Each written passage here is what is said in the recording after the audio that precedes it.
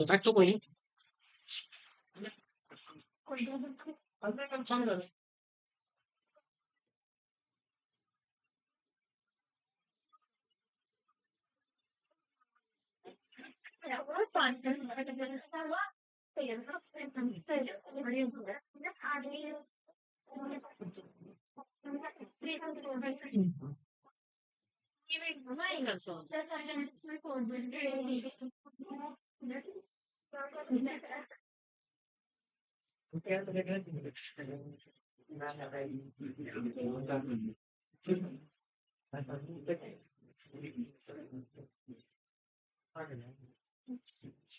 Optical isolate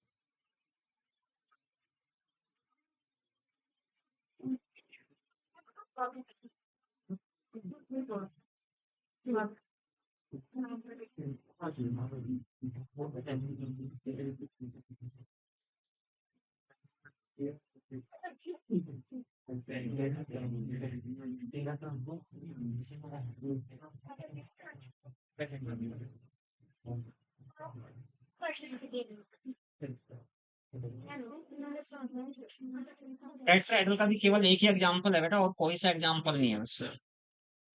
ये है केवल टेट्राहेड्रल में भी सिर्फ एक एग्जांपल है, और वो आपका MABCD आपका ये है। स्क्वायर प्लेनर में कोई नहीं है, तो समझ लो ऑप्टिकल आइसोमेरिज्म अगर पढ़नी है तो किसकी पढ़नी है हमें? केवल ऑक्टाहेड्रल कॉम्प्लेक्स इसकी पढ़नी है, बाकी किसी की नहीं। ठीक है, अगर हमें पढ़ना है तो बैग तो रखा शायद ही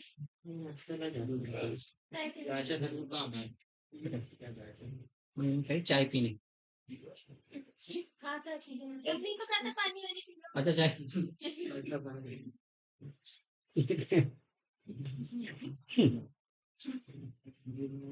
सब चाय पीने चला गया है ना।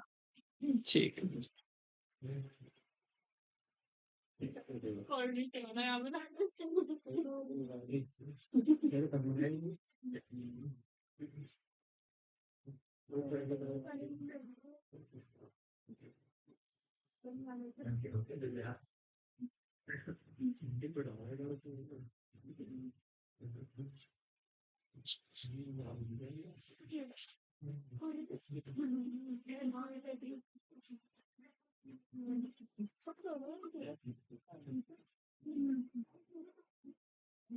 हेडिंग डालेंगे बेटा कौन सा?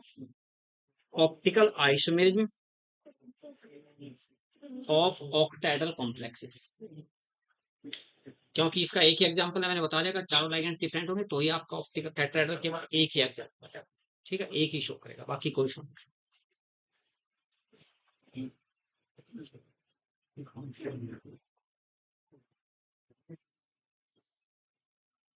isomers which not show isomers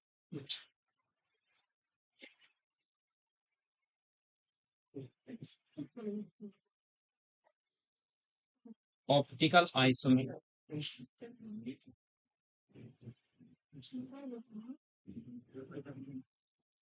Ma6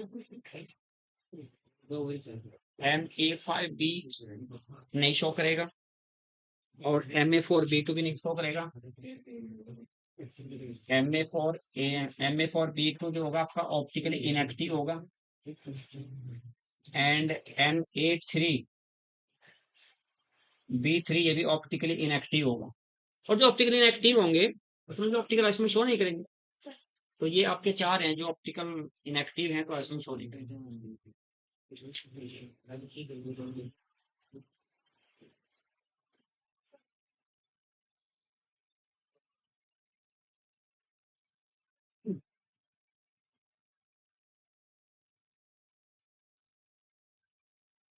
Isomers which show optical isomerism 1 2 3 4 आपके नहीं शो करेंगे, उनको याद रखना है।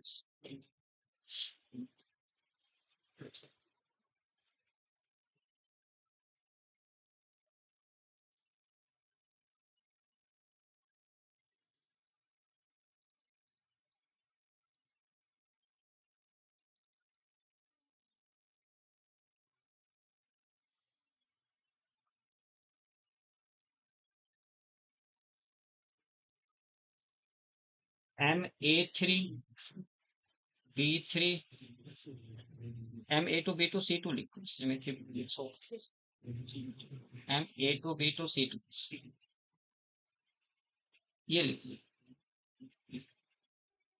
MA2 B2 C2 आपका एग्जाम्पल्स आपका PP NH3 twice, PY twice, Cl2।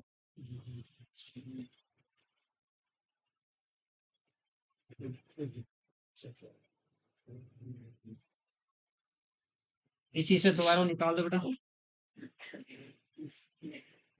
एक लिखो सिस आइसोमर, दूसरा लिखो trans isomer. Cis isomer, trans isomer. Cis isomer show करेगा, ट्रांस आइसोमर शो नहीं करेगा। अब इसमें ये भी याद रखना कि इसका जो सिस आइसोमर है वो शो करेगा, जो ट्रांस आइसोमर है वो शो नहीं करेगा। ठीक है, ट्रांस आइसोमर शो नहीं।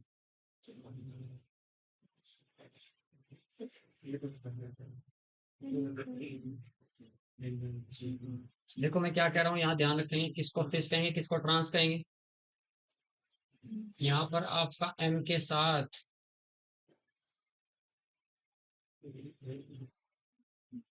केवल 3 पोजिशन ट्रांस के हैं, बाकी सारी सिस के हैं। यहाँ नंबर 1 है, तो यहाँ 2 है, तो यहाँ 3 है, तो ये आपका 4 है, तो ये आपका 5th है, और नीचे जो आपका है वो सब आपका 6th नंबर। ट्रांस की पोजिशन केवल 3 है, और ट्रांस वाली 3 कौन कौन सी है वो आपको ध्यान रखनी। एक आपका 2,4, 2 4 पे सेम है तो ट्रांस, 3 4 पे सेम है तो ट्रांस, 3 और 5 आपकी ट्रांस वाली पोजिशन है, और 1 6 आपकी ट्रांस वाली पोजिशन है। 3 पोजिशन केवल ट्रांस के हैं, बाकी सारी सिस की। रिमेनिंग ऑल पोजिशन आपकी सिस। तो सिस और ट्रांस ये आपको लिखना। इसकी ट्रांस आइसोमर जब आप बनाओगे, इसका जो सिस आइसोमर है वो शो करेगा, जो ट्रांस आइसोमर है वो शो नहीं करेगा। यहाँ पर आपने PT लिखा,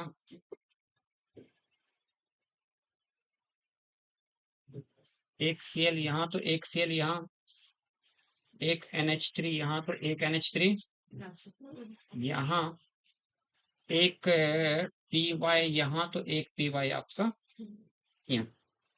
अगर यहाँ से आप कट करते हो इसको ऐसे,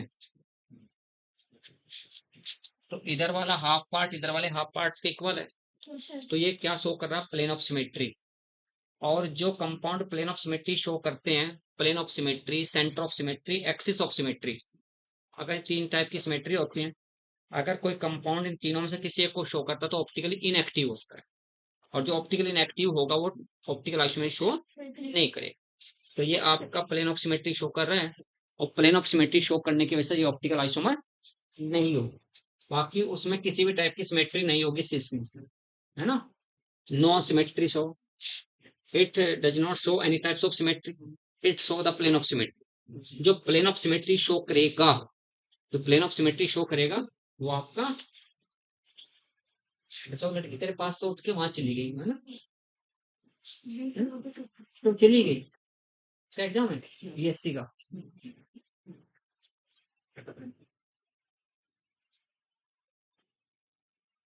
महिमा क्लियर हुई बात ये। अगले टॉपिक पे चलो। MA2B2C2 आपका चला गया, उसके बाद आपका नंबर है नेक्स्ट MABCD आपका। MABCDEF ये आपका शो है, सारे के सारे अलग हैं इसमें totally. PY NH3 NO2 Cl Br I, ये आप ये शो करेगा। उसके बाद आपका नंबर है बेटा MAA, याद रखना MAA थ्राइस ज्योमेट्रिकल आइसो में शो नहीं करता, ऑप्टिकल आइसो में शो करता है, ये बात याद रखनी। उसके बाद आपका MAA ट्वाइस A2 या B2 लिख लेता हूँ, MAA ट्वाइस B2, इसका एग्जाम्पल होगा CuEn whole thrice, CuEn whole thrice के बाद 2 positive ion.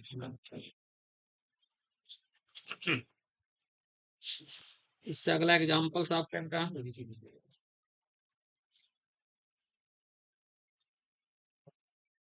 CuEn whole twice Cl2, यहाँ बार 0 होगा।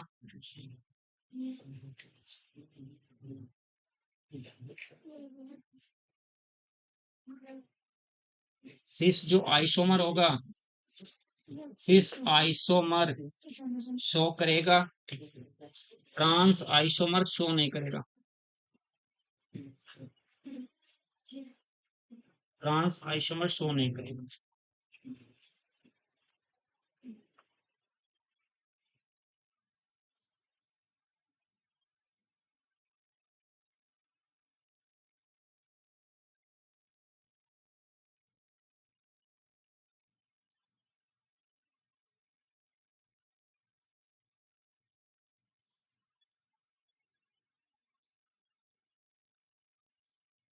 क्वेश्चंस मैं आप लोगों से यही पूछ रहा हूँ, जितना अब तक पढ़ा उसी में क्वेश्चंस बना रहा हूँ। एक इधर देखो, विच of the following isomer show the optical isomerism,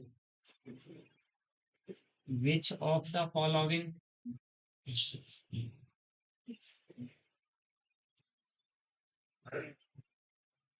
which of the following isomer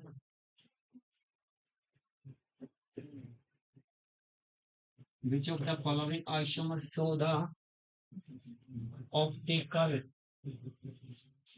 isomerism, optical isomerism. A option आपका trans PP NH3 whole twice PY whole twice Cl2, B trans CuOX whole twice OX whole twice Br2, 2 negative ion. उसके बाद C आपका cis PP NH3 whole twice Py twice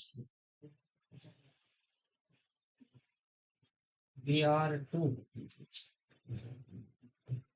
B आपका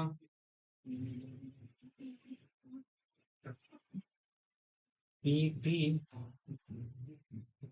NH3 thrice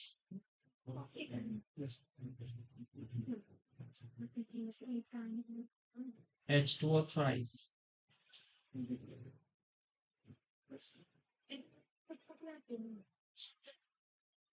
इनमें 4 मैंने option लिखे, चारों में से कोई सा एक है जो ऑप्टिकल आइसोमेर शो करता है। Which of the following isomer show the optical आइसोमेर।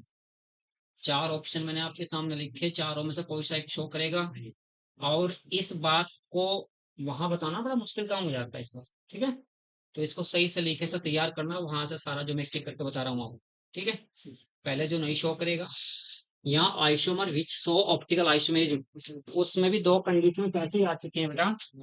Isomers which show the optical isomerism, उसके बीच में 2 कंडीशन ऐसी आ गई कि उनका सिस आइसोमर तो शो करता है बट ट्रांस नहीं शो करता। अगर ऑक्टाहेड्रल का कहीं ट्रांस वाली कंडीशन आ जाए, इसका ट्रांस कभी शो नहीं करेगा, इसका ट्रांस और इसका ट्रांस याद रखना। तो किस आइसोमर्स के ट्रांस है जो ऑप्टिकल आइसोमर शो नहीं करेंगे, ये बात आपको याद रखनी है। सी ऑप्शन, क्योंकि सी ऑप्शन आपका इस वाला होगा। Cl2 की जगह मैंने Br2 कर दिया, उससे कोई कंफ्यूजन नहीं, कोई फर्क नहीं पड़ता। तो इसका सी ऑप्शन है। क्वेश्चंस आपको पता चल गया कि हाँ ऑप्टिकल आइसोमेरिज्म का क्वेश्चंस आएगा तो कैसे आएगा। ऑप्टिकल आइसोमेरिज्म का क्वेश्चंस ऑक्टाहेड्रल कॉम्प्लेक्स का आएगा, टेट्राहेड्रल कॉम्प्लेक्स का कभी नहीं आएगा, ये बात याद रखनी। क्वेश्चंस आएगा तो ऑक्टाहेड्रल कॉम्प्लेक्स का ही आएगा, टेट्राहेड्रल कॉम्प्लेक्स का क्वेश्चंस नहीं आएगा, ये बात याद। आगे लिखते हैं बेटा। M A B whole thrice, M A B whole thrice, इसका जो एग्जाम्पल है बेटा आपके पास केवल एक है, CRGLY होल थ्राइस,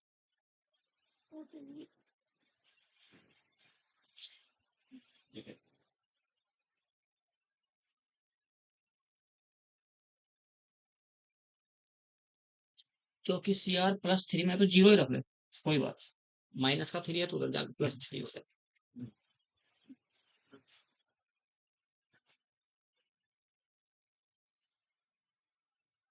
MAA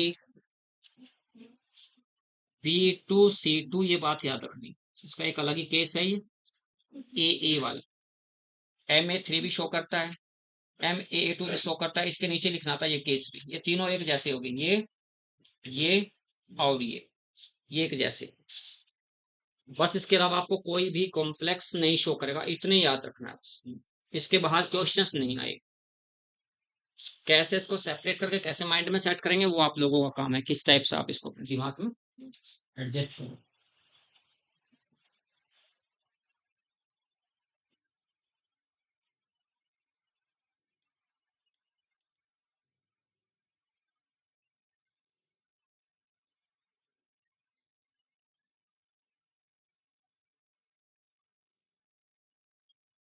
जो टॉपिक छूटा हुआ है उसे मैं ग्रुप में डाल दूँ, एक तो मैं मंडे में ग्रुप में डालूंगा 90 क्वेश्चन सब PDF में, सब प्रिंट आउट कर देंगे सब चीज, ठीक है मंडे में, क्योंकि कल मुझे पूरा दिन टाइम मिलेगा, तो एक ही टाइम पर 6 दिन में मुझे एक ही दिन मिलता है फुर्सत का, नहीं तो सुबह से उठ के शाम तक 7:30 बजे तक लगे ही रहना। तो कल संडे मुझे पूरा मिलेगा, तो मैं उसमें आपके सारे क्वेश्चन सेट करके लैपटॉप पे सिर्फ एक ही दिन बैठ पाता हूँ, वो भी संडे के, तो कल वो 90 क्वेश्चन मैं आप लोगों को सेंड करूंगा, थोड़ा सा करेक्शन करके उसमें, क्योंकि उसमें थोड़ा क्वेश्चन जेई के भी हैं, जेई के निकाल दूंगा, नीट नीट के क्वेश्चन रहेंगे। चलो आगे लिखो बेटा। स्टीरियो आइसोमेरिज में इतना पढ़ना है, केवल ज्योमेट्रिकल आइसोमेरिज में तो पढ़ना आपको दोनों, स्क्वायर प्लेनर और ऑक्टाहेड्रल, लेकिन ऑप्टिकल में केवल किसको पढ़ना सलीकेशन, ऑक्टाहेड्रल को पढ़ना है केवल। अब आपको समझ आ गया ना कैसे देखना, क्या क्वेश्चंस पूछा जाएगा बस आपसे, ऊपर क्लियर है ना। बस अब आपको इसमें बिल्कुल सलीके से माइंड में सेट करना है कि हाँ कैसे क्या क्वेश्चन पुट अप किया जाता है। नेक्स्ट लिखो हेडिंग फटाफट, VBT valence bond theory, VBT को इंपॉर्टेंट मान के चलेंगे, VBT मोस्ट इंपॉर्टेंट है, वैलेंस बॉन्ड थ्योरी।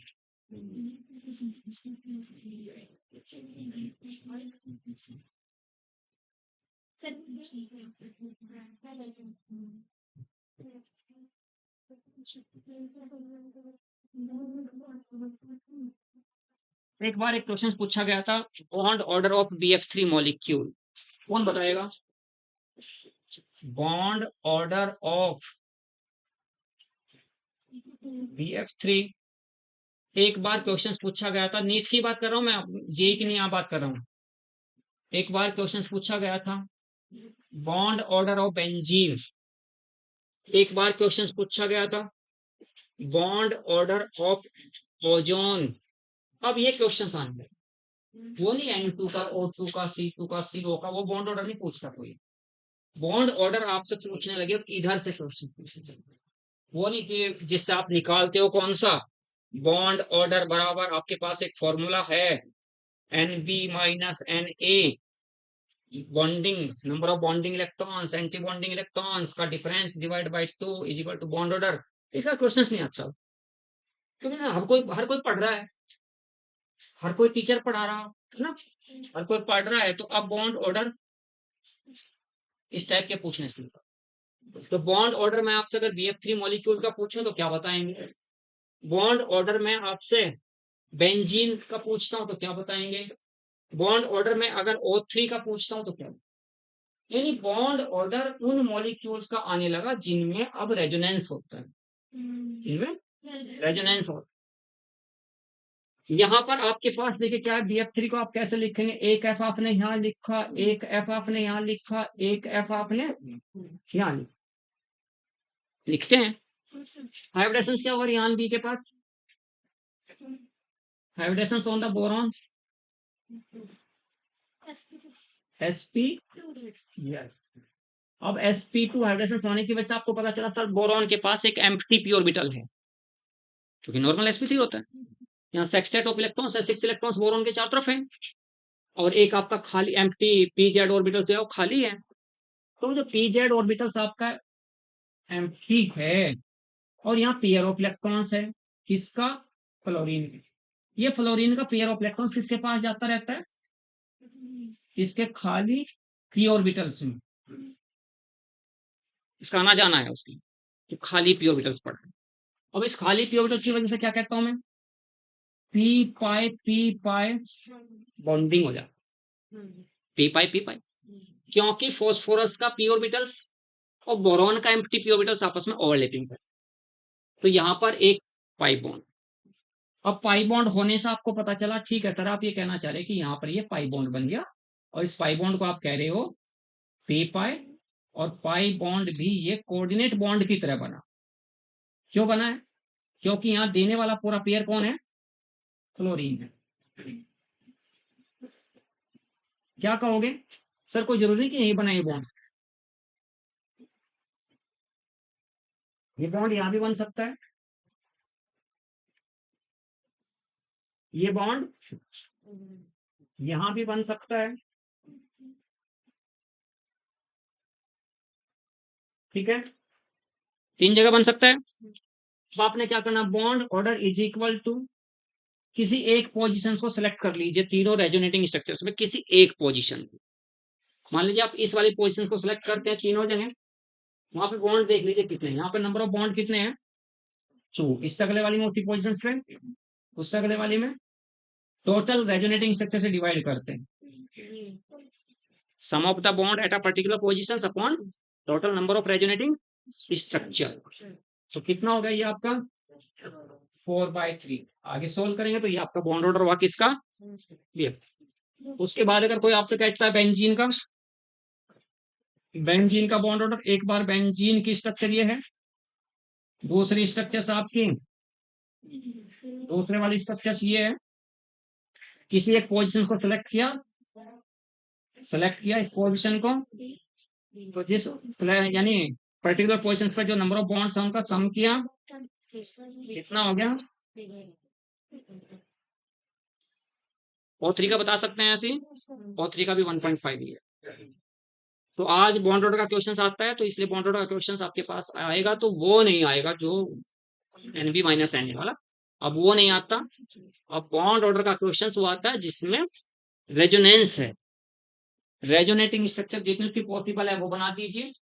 अगर CO3 2 नेगेटिव का मैं आपसे पूछता हूँ तो बताइए क्या होगा? Bond order of CO3 2 negative, फटाफट बताओ। फिर मैं VBT फिनिश कर रहा हूँ आप लोगों के पास, ये साइड में इसलिए बताता रहता हूँ कि यहाँ घर बैठ कर आप ये सारी बातें ये सारी हो चुकी हैं, केमिकल बॉन्डिंग आपको पढ़ाने वाले सर ने पढ़ा दिया है, तो उसे आप पूरा कंटेस्ट होना चाहिए सारी बातें आपको, कि बॉन्डिंग में से क्या क्या बात पूछी जा सकती है। तो ये बात बॉन्डिंग की है, ये बात बॉन्डिंग की है। तो कार्बोनेट आयंस आपका CO3 2 नेगेटिव है, CO3 2 नेगेटिव आयंस में यानी कार्बोनेट का बॉन्ड ऑर्डर बताओ फटाफट, और फिर लिखो फटाफट valence bond theory. Valence bond theory को जो देने वाला था लाइनस पॉलिंग था। लाइनस पॉलिंग एक अकेला साइंटिस्ट है, लाइनस पॉलिंग एक अकेला साइंटिस्ट है जिसे 2 बार नोबेल प्राइज मिला, और दोनों बार अकेले को मिला, किसी के साझे में नहीं मिला, नहीं तो कॉन्ट्रीब्यूशंस में जाता है Nobel prize. But Linus Pauling एक अकेला साइंटिस्ट ऐसा है जिसे 2 बार का नोबेल प्राइज मिला हुआ है। ऐसे ही मैडम क्यूरी रही थी, मैडम क्यूरी को फिजिक्स में भी नोबेल प्राइज मिला हुआ है और केमिस्ट्री में भी नोबेल प्राइज मिला हुआ है ना। तो जब मैडम क्यूरी के यहाँ बेटी का जन्म हुआ था तो बेटी को जन्म देने के 15 दिन बाद अपनी लेबोरेटरी में थी। बड़े सनकी होते हैं साइंटिस्ट लोग हैं। वही सनक से तुम्हें क्रिएट करनी है अपने अंदर भी, पागल सा हो जाना बिल्कुल 4-5 महीने के लिए, है ना। और टाइम पर ना धो लिया करो।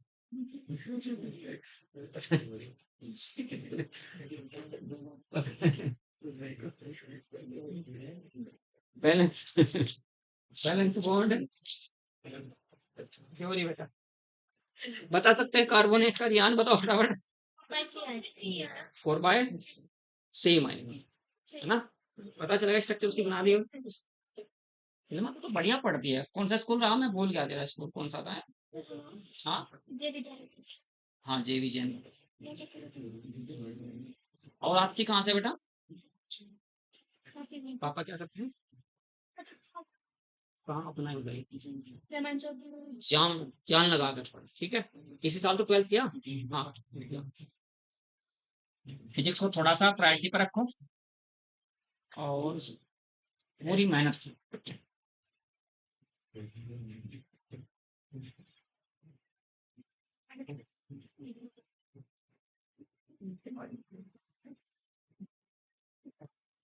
3 से ज्यादा नहीं बनेगी।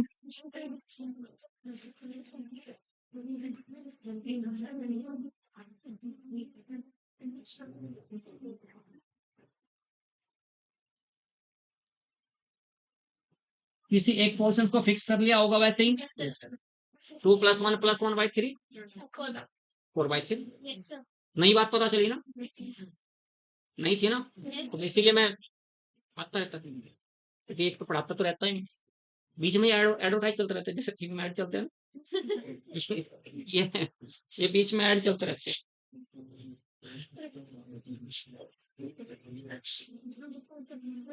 अब आ जाओ आप बीबीटी पे। ऐड नहीं होते ही हैं, ये आपके कंसंट्रेशन को बढ़ाने का तरीका होता है। अब आपकी कंसंट्रेशन बढ़ी तो आप बीबीटी अच्छे से समझोगे। ये कंसंट्रेशन बढ़ाने का आपका तरीका होता है कि कैसे इनको कंसंट्रेशन इनकी इंक्रीज करी जाए। चलो अच्छा, बीबीटी आओगे, बैठा दो बेटा, ऐसा तो बस तो कर ही दिया था। देखो क्या करना है, पोस्टुलेट्स ऑफ बीबीटी एनसीईआरटी से पढ़ना होगा। This theory was proposed by Linus Pauling, पता है, कोई नहीं पूछता, है ना। पोस्टुलेट्स कोई नहीं पूछेगा, पोस्टुलेट्स ऑफ बीबीटी एनसीईआरटी से खुद पढ़ना है। कोई सा पोस्टुलेट समझ में नहीं आता तो मैं इसलिए आप लोगों के पास तो आ ही रहा हूँ डेली। कोई सी ऐसी कंडीशन अगर कोई समझ में ना आई तो मुझे पूछिए। पोस्टलेट्स एनसीईआरटी से पढ़ने, एनसीईआरटी से बाहर नहीं पढ़ना केवल कुछ भी। पोस्टलेट्स पे कभी क्वेश्चंस मुश्किल आता नहीं आता है क्वेश्चन। सबसे पहले आपको पढ़ना है applications of VBT, applications of VBT. तो एप्लीकेशंस में 3 एप्लीकेशंस पढ़ने हैं। पहला पढ़ना है आपका four coordinated complex, four coordinated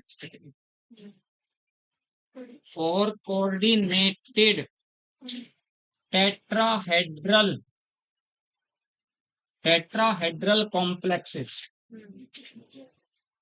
आप सभी ने क्या करना है कि आपने घर बैठ के सिर्फ और सिर्फ सारे टेट्राहेड्रल कॉम्प्लेक्स को सिलेक्ट करना है, क्योंकि टेट्राहेड्रल कॉम्प्लेक्स और स्क्वायर प्लेनर कॉम्प्लेक्स का जो फॉर्मूला होता है वो सेम होता है। कैसे सेम होता है, अब मैंने आप लोगों के सामने लिखा NiCl4 एंड NiCN(4), ये भी 2 नेगेटिव, ये भी 2 नेगेटिव है, दोनों का फॉर्मूला सेम है। NiCl4 NiCN(4) दोनों सेम है। बट मैं कहता हूं कि ये तो बेटा इस पे जो Ni पर हाइब्रिडेशन है इस पे तो आपका sp3 और इस पर हाइब्रिडेशन आपका DsP2। अब इनमें एक तो हो गया स्क्वायर प्लेनर कॉम्प्लेक्स, एक हो गया टेट्राहेड्रल कॉम्प्लेक्स। तो टेट्राहेड्रल तो ये हो गया और स्क्वायर प्लेनर आपका ये हो गया। अब आपको क्या करना है, बस ये सेंस क्रिएट करनी है कि अगर आपके सामने सबसे पहले सेम टाइप के क्वेश्चंस आएंगे जिसमें लाइगेंड्स आपके नंबर ऑफ 4 होंगे और 4 लाइगेंड्स वाले सारे आपके टेट्राहेड्रल भी हो सकते हैं, स्क्वायर प्लेनर भी हो सकते हैं। बस आपको वीबीटी में सिर्फ इतना पढ़ना है कि पढ़ के देखते ही कैसे पता चले कि कौन सा स्क्वायर प्लेनर है और कौन सा टेट्रा है। ये सेंस क्रिएट करता है। सारे इकट्ठे करने, शायद महिमान को रखे सारे इकट्ठे है ना, रजिस्टर में नहीं, अपने आप है ना, इकट्ठे किए हुए हैं सारे। तो आपका पहला है फोर कोऑर्डिनेटेड टेट्राहेड्रल कॉम्प्लेक्स है। तो उनमें से आपको कैसे पता करना, क्योंकि सीएन आपका स्ट्रॉन्गर लाइगेंड्स है। जो स्ट्रॉन्गर लाइगेंड्स होगा वो स्क्वायर प्लेनर शो करेगा, जो वीकर होगा वो टेट्राहेड्रल। ठीक है। और वैसे भी पहले एक बार पढ़ो, फिर ट्रिक बताते हैं क्या इसकी ट्रिक कैसे याद है। देखो फटते हैं। The following complexes, the following complexes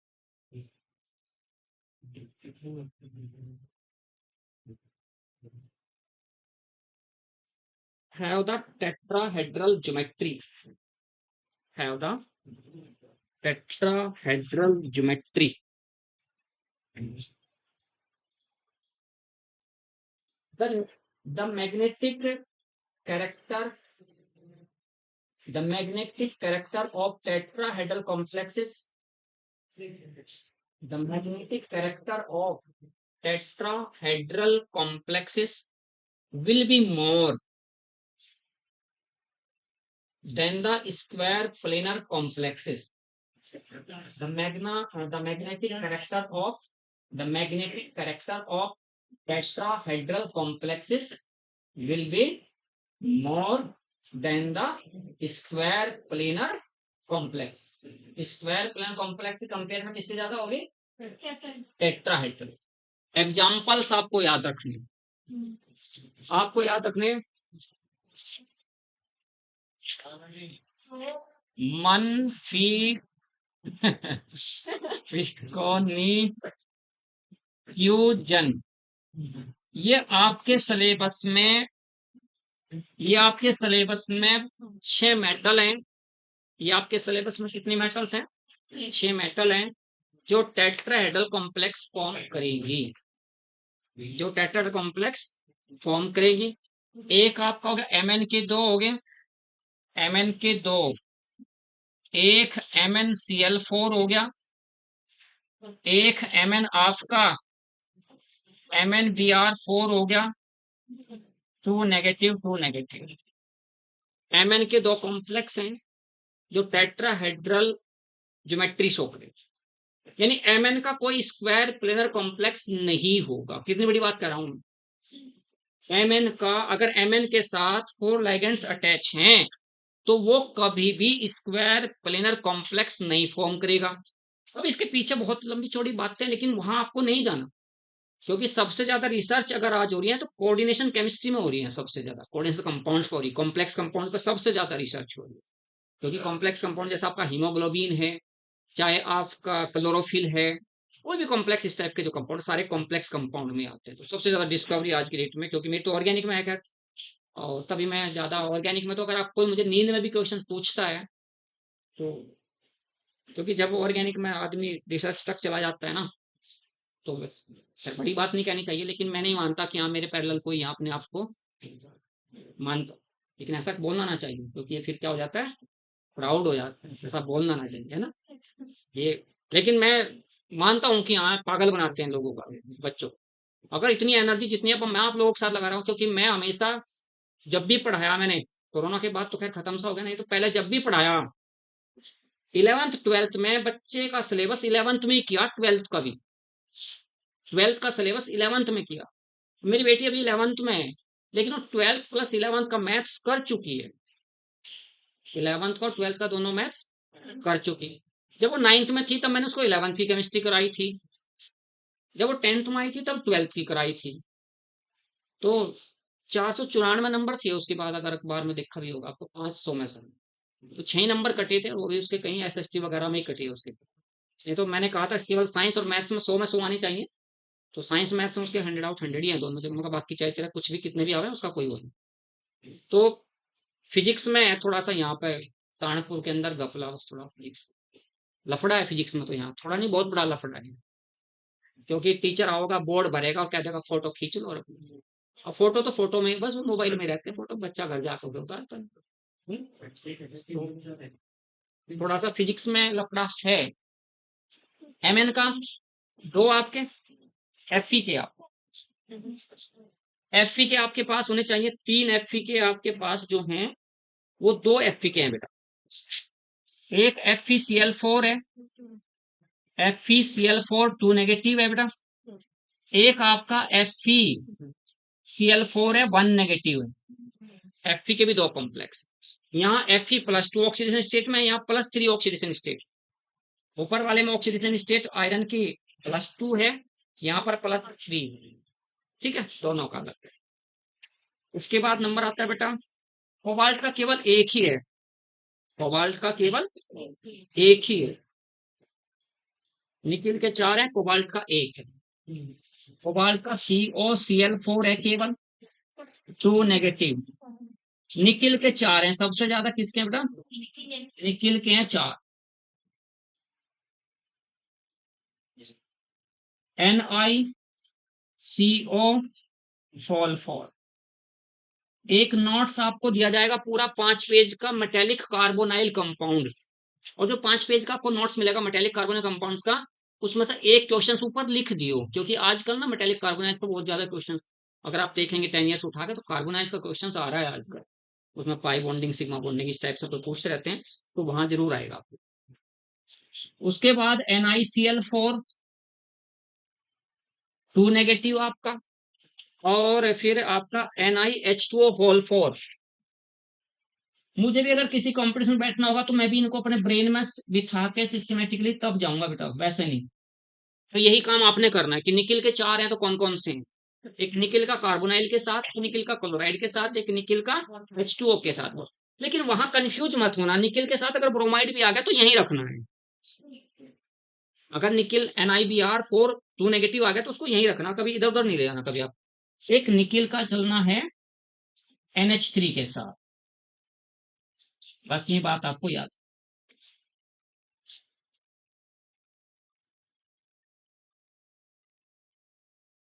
Cu के दो हैं,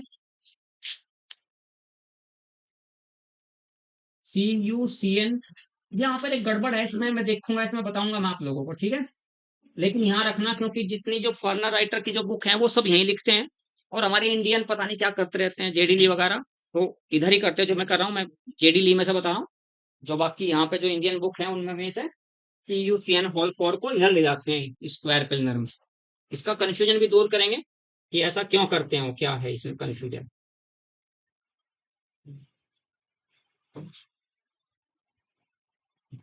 SCN ये दो है बेटा, SCN के साथ, CNS के साथ। CNS रखो, SCCN रखो, एक ही बात है, इसमें कोई फर्क नहीं पड़ेगा। CNS के साथ स्ट्रोंगर है, क्योंकि मैंने गलत लिखी। एक जिंक का केवल एक ही है बेटा, जिंक का केवल एक है, वो आपका ZnNH3 2 पॉजिटिव आप।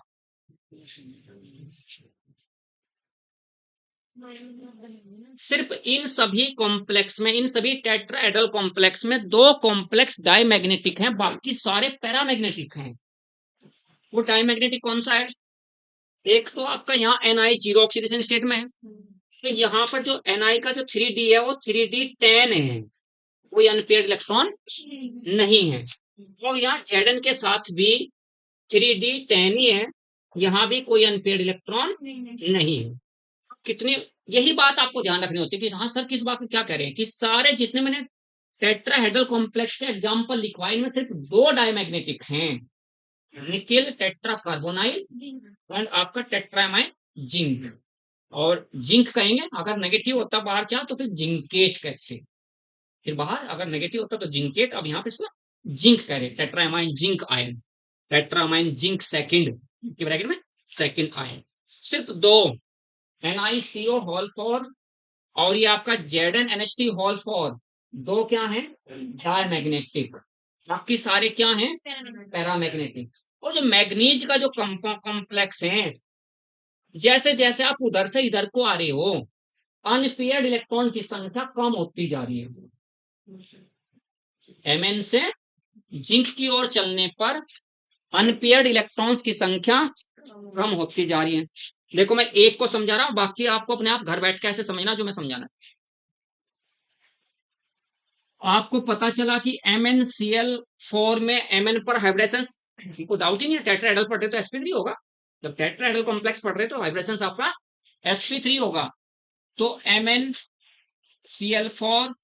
MnCl4 2 नेगेटिव में Mn पर हाइब्रेशन आपका sp3 है। Mn का एटॉमिक नंबर 25 होता है आपका। 1s2 2s2 2p6 3s2 3p6 3d और आपका 4s2। 3d में कितने भरने हैं? 5 भर के तो ज्यादा हो जाएंगे, 5 ही भरने हैं, सॉरी 5 ही भरने हैं। 5 भरे क्योंकि 5 ही रहेंगे, क्योंकि तो क्रोमियम में भी 5 ही होते, 4s1 है तो 25। यहाँ इसके बाद आपका 4p0 है, मतलब आपका यहां से है एक डी, सॉरी डी तो कोई मिक्स करेंगे नहीं, एक एस और 3p को मिक्स करेंगे। यहां पर Mn की ऑक्सीडेशन नंबर कितनी है? Mn की ऑक्सीडेशन नंबर है +2। Mn2 प्लस साइंस में क्या हो जाएगा? 3d5 4s0 4p0। 2 इलेक्ट्रॉन कहां से निकल गए? 2 इलेक्ट्रॉन्स निकले एस से, ठीक है। तो यहाँ आपने लिखा MnCl4 2 नेगेटिव आयंस के सामने जब लिखते हैं तो आपको पता चला 3d 1 2 3 4, एक इलेक्ट्रॉन यहाँ, एक यहाँ, एक यहाँ, एक यहाँ, एक यहाँ, 5 और यहाँ 4s में आपका एक Cl गया और यहाँ एक Cl आपका ये हुआ, एक Cl यहाँ हुआ, एक Cl यहाँ हुआ। तो Cl ना लिख कर आप क्या कहोगे? Cl ने अपना पेयर ऑफ इलेक्ट्रॉन्स दिया है, कोऑर्डिनेट बॉन्ड तभी बनेगा। एक पेयर ऑफ इलेक्ट्रॉन Cl का यहाँ, एक यहाँ, एक यहाँ, तो एक यहाँ, और हाइब्रेशन क्या हुआ आपका? sp3 हाइब्रेशन हो गया। sp3 हाइब्रेशन से क्या पता चलता है? टेट्राहेड्रल कॉम्प्लेक्स है। n बराबर कितना हुआ? 5 हो गया। तो यहाँ पर Mn के और इसमें इसमें जो आपका 3 इलेक्ट्रॉन्स वाला, इसमें 5, इसमें आपके 4। तो अनपेयर्ड इलेक्ट्रॉन्स की नंबर सबसे ज्यादा किसमें है? Mn में। और Mn से चलते चलते कहां तक? जिंक तक कम होती जा रही है। लेकिन बीच में 2 केस आपको याद रखने, कौन कौन से? निकिल और जिंक का। निकिल का भी कार्बोनाइल के साथ, क्योंकि वहां निकिल की ऑक्सीडेशन नंबर जो है वो 0 है, 0 ऑक्सीडेशन स्टेट में निकल आपका यहाँ पर। तो शायद ये आपको पता चल गया, क्योंकि यही क्वेश्चन पूछा जाता है, which of the following complex having the maximum number of unpaired electron, यानी किस में अनपेयर्ड इलेक्ट्रॉन्स की संख्या ज्यादा है। तो आपको ऐसे पता करना सबसे, जब तक आपको सही से, यानी जब तक आपको सटीक हाइब्रेशन का नहीं पता तब तक आपको अनपेयर्ड इलेक्ट्रॉन्स का नहीं पता चले। अगर कहीं आपको डाउट हो गया कि हाइब्रेशन sp3 है या dsp2 है या sp2d है, तो कंफ्यूजन में फिर आपका गलत हो जाएगा। तो याद मैंने सिर्फ माइंड में रखा हुआ कि मैग्नीज से लेकर जिंक तक ये आपकी ये 6 मेटल हैं जो टेट्राहेड्रल कॉम्प्लेक्स को फॉर्म करती हैं। है पीडीवीडी वगैरह है, लेकिन वो वहां तक जाते नहीं कंपटीशन में टीचर, क्योंकि कहते हैं ना कि नीट एनसीईआरटी से आना, तो नीट एनसीईआरटी से आना, तो एनसीईआरटी के अकॉर्डिंग ये 6 मेटल्स आपके हैं जो टेट्राहेड्रल कॉम्प्लेक्स फॉर्म करती हैं। तो इनमें आपको ये सब बातें याद रखनी। इनमें स्ट्रॉन्गर लाइगेंड्स नहीं आया, स्ट्रॉन्गर सिर्फ एक जगह आया, वो आया कार्बोनाइल में। बेटा सीएल यहाँ पर ये जो 2 इलेक्ट्रॉन रखे पेयर के ना, क्योंकि सी के पास सीएल के 2 इलेक्ट्रॉन थे, सीएल नेगेटिव चार्ज है, तो ये वाले 2 इलेक्ट्रॉन किसको दे रहा है? Mn को दे रहा है। 2 इलेक्ट्रॉन किसको दे रहा? Mn, क्योंकि कोऑर्डिनेट बॉन्ड बनेगा। चारों सीएल Mn के साथ कौन सा बॉन्ड फॉर्म करे? कोऑर्डिनेट। और कोऑर्डिनेट बॉन्ड फॉर्मेशन में पूरा पेयर ऑफ इलेक्ट्रॉन चलता है। तो यहाँ जो पेयर ऑफ इलेक्ट्रॉन्स मैंने मैग्नीज के 1s और 3p में जो भरे हैं, क्लोरीन का पेयर ऑफ इलेक्ट्रॉन्स का कोऑर्डिनेट बॉन्ड हमेशा पेयर ऑफ इलेक्ट्रॉन से ही बन, ठीक है। तो अब आपको 1 मिनट के लिए सोचो कि हाँ ठीक है सर, टेट्राहेड्रल क्या करना आपको? अगर फिर तुम्हें जब पढ़ना है, टेस्ट वेस्ट आपका पढ़ना है, 10 ईयर्स लेकर जब पढ़ते हैं, तो आपने क्या करना? 10 ईयर्स की सारी प्रॉब्लम्स, मैंने यही करता हूँ और कुछ नहीं करा हुआ, क्यों अलग से मैं तीर नहीं मारता पढ़ाने में। मैं क्या करता हूँ कि पूरा सारा थ्योरी एक जगह करा लेते हैं टेट्राहेड्रल कॉम्प्लेक्स की, कि टेट्राहेड्रल कॉम्प्लेक्स से जितने भी आज तक क्वेश्चन पूछे गए हैं या जो प्रोबेबल क्वेश्चन है वो सारे ही हैं, बस ये पढ़ना। तो उस दिन एक दिन टेट्राहेड्रल भी अच्छा, बट ठीक है जिसमें इसके बाद कुछ नहीं आएगा। उसके बाद हमें अगला हेडिंग लिखना, for coordinated square planar complexes लिखो। समझ की बात है आपको? मैग्नीज के 2, आयरन के 2, निकिल के सबसे ज्यादा हैं। निकिल के कितने हैं? 4। हर किसी पे 100% ऐसे निकालना जैसे मैंने आपको बताया।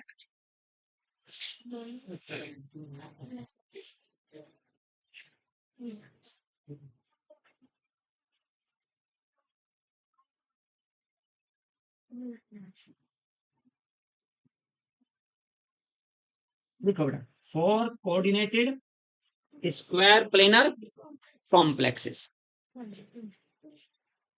आपको ये बात याद रखनी, कैसे लिखोगे अपनी लैंग्वेज में? लिखिए, केवल 2 टेट्राहेड्रल कॉम्प्लेक्स डायमैग्नेटिक हैं, बाकी सभी टेट्राहेड्रल कॉम्प्लेक्स पैरामैग्नेटिक हैं।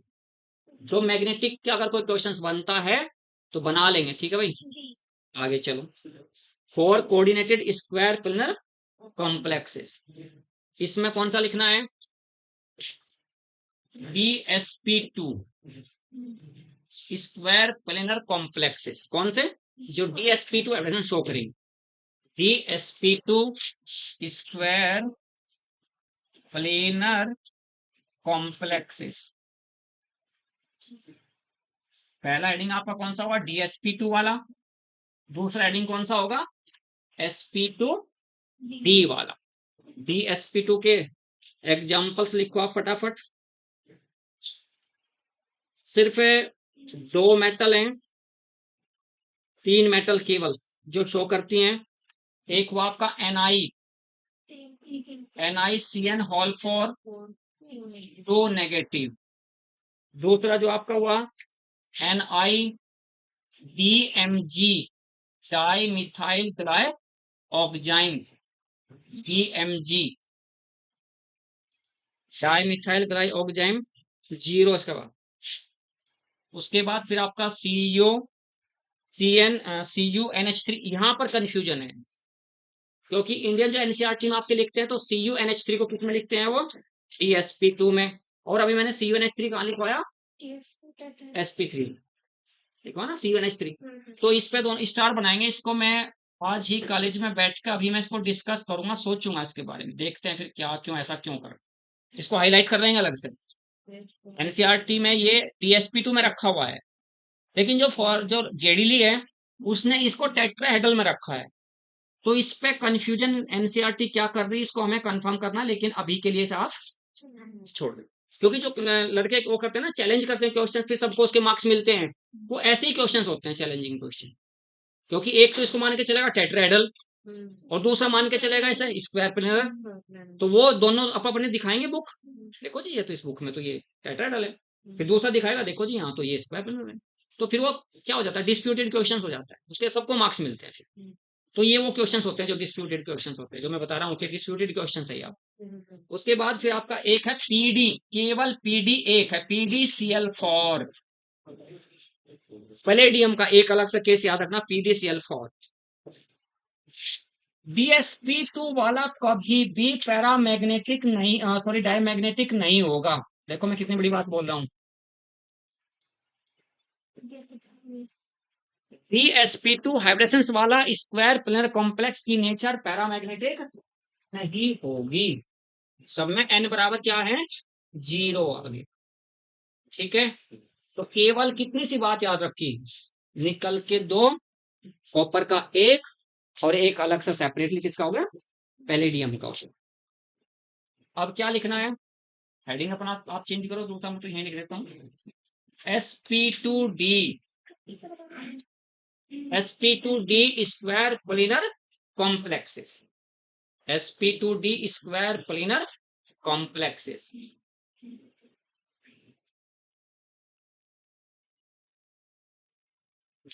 हटा दो बेटा, ये सारे डाईमैग्नेटिक। डाईमैग्नेटिक क्योंकि n बराबर 0 है ना, सारे के सारे क्या है? डाईमैग्नेटिक। लिख देंगे सारे के सारे डाईमैग्नेटिक, यानी सारे के सारे प्रतिचुंबकीय हैं। इनमें मैग्नेटिक कैरेक्टर नहीं है। मैग्नेटिक कैरेक्टर तो नंबर ऑफ अनपेयर्ड इलेक्ट्रॉन्स आता है, वो इसमें है ही नहीं। हटा दो बेटा। लिखो फटाफट। CuPy whole four CuPy whole four two positive, पहले वाला CuPy whole, CuEn whole twice, CuEn whole twice two positive. उसके बाद फिर आपका बेटा Cu के 2 हैं, Pt के 3 हैं, Pt NH3 whole four NH3 whole four two positive, Pt Cl4 two negative, Pt glycine Gly whole twice 0 हो जाएगा।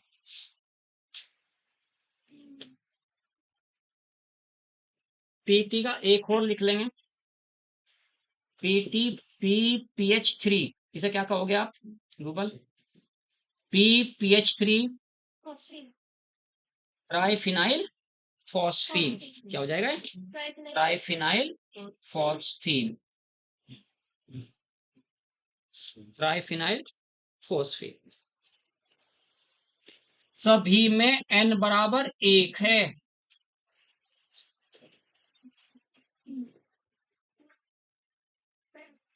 सभी इसका मतलब पैरामैग्नेटिक, सभी में अनपेयर्ड इलेक्ट्रॉन्स की नंबर 1 है, तो सभी क्या हो गए?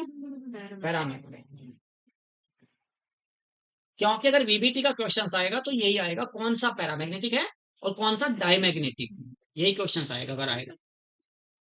उसे कहते हैं अनुचुंबकीय, पैरामैग्नेटिक को हिंदी में कहते हैं अनुचुंबकीय, यानी जो चुंबक का अनुसरण करेगा उसे कहते हैं अनुचुंबकीय, चुंबक के अनुसार, अनु या अनुसार से, उसे कहते हैं पैरा। यही याद रखा करते, पैरा इज नॉट प्रति, प्रति होता है अगेंस्ट, तो पैरा प्रति नहीं है, डाय प्रति है, डाय मैग्नेटिक प्रतिचुंबक। दोनों क्लियर हो गए, टेट्राहेड्रल क्लियर हो गया, स्क्वायर प्लेन क्लियर हो गया। अब लास्ट लिखो आज का आईडी, ऑक्टाहेड्रल। एक महिमा एकदम इसको एनर्जी से मिली एकदम। लास्ट टॉपिक पे एनर्जी नहीं, लेकिन घर जाके जाते थोड़ा सा आराम किया करो, ठीक है? दोपहर में 1 घंटे की नींद जरूर लिया करो, खाना खाने के जस्ट बाद, ठीक है? क्योंकि ज्यादा नींद बिल्कुल बैटरी रिचार्ज होती है सोने से, सोना बहुत जरूरी है। तो जाते ही खाना खाओ दब के दोपहर का, और 1 घंटा पूरा ना, 6 घंटे रात में, 1 घंटा दिन में, तो हाँ 1 घंटा दिन में, 6 रात में काफी है, 7 घंटे सफिशिएंट। अगर आप हेल्दी डाइट ले रहे हो तो 7 घंटे काफी है। अगर हेल्दी डाइट नहीं है फिर आपको नींद चाहिए 8 घंटे की। नींद डिपेंड करती है आपकी डाइट, कम से कम सोना 6 घंटे तो कम से कम, क्योंकि अगर आप नींद के साथ पढ़ोगे तो आपका आउटपुट बहुत कम आएगा। अगर आपकी नींद पूरी होगी फिर पढ़ोगे तो आप जिस टॉपिक को 2 घंटे में तैयार कर रहे हैं और आप बिल्कुल एनर्जेटिक हैं, नींद नहीं है, तो उसे 1 घंटे में तैयार कर लो, बात वही आनी है। जाग के पढ़ो यानी कम नींद लेकर पढ़ोगे तो ज्यादा टाइम लगेगा किसी बात को समझने के लिए। अगर आप अच्छे नींद के साथ, यानी नींद पूरी होगी और हेल्दी ब्रेन है, तो फिर आप कम टाइम में जाए। चलो लिखते हैं बेटा नेक्स्ट, ऑक्टाहेड्रल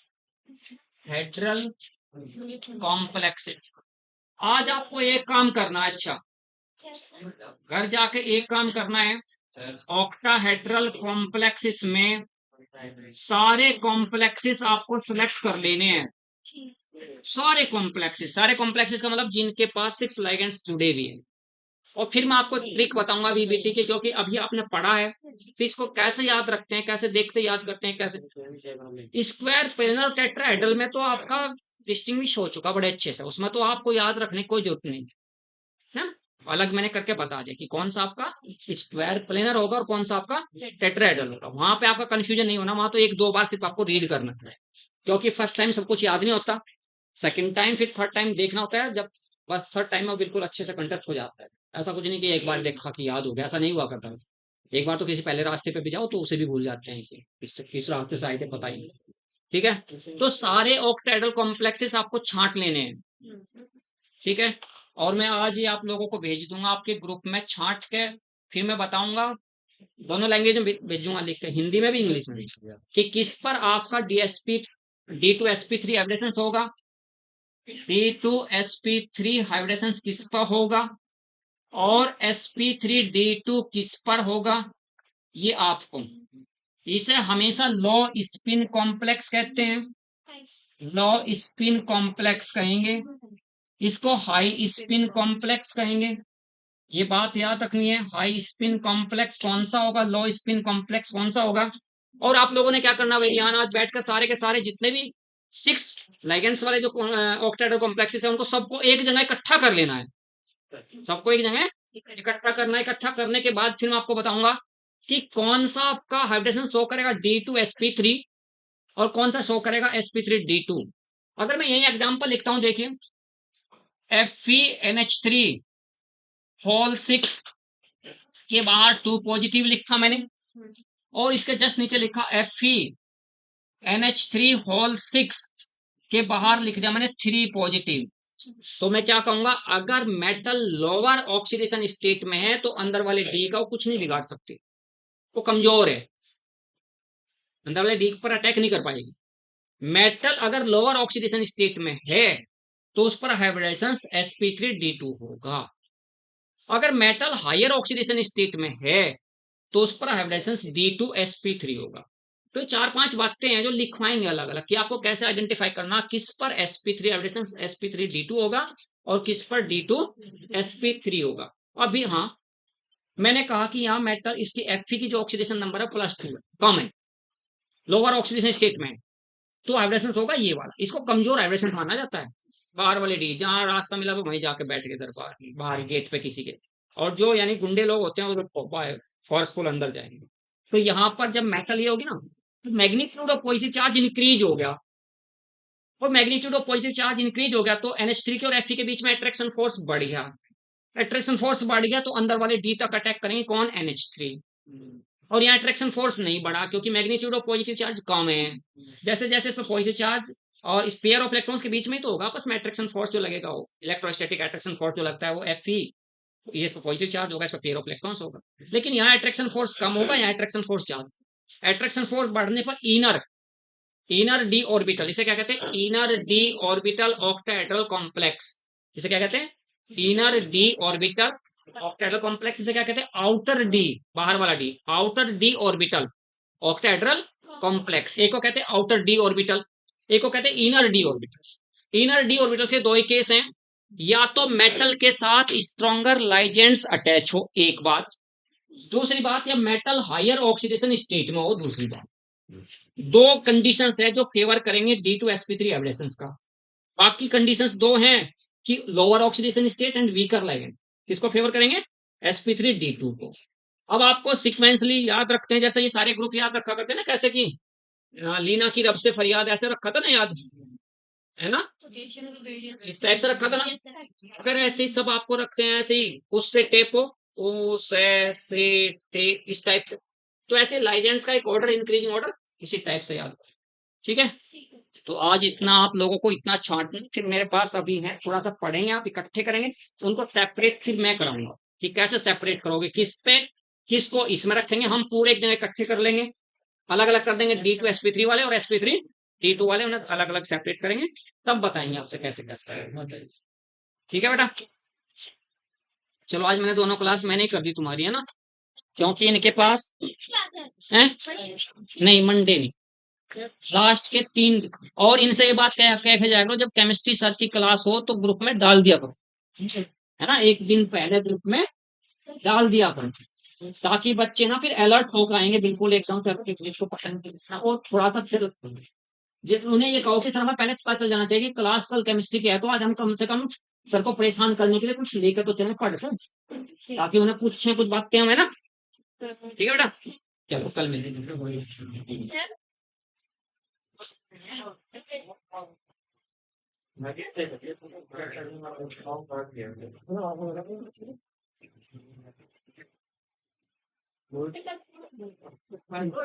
काम पर लगूंगा यार एक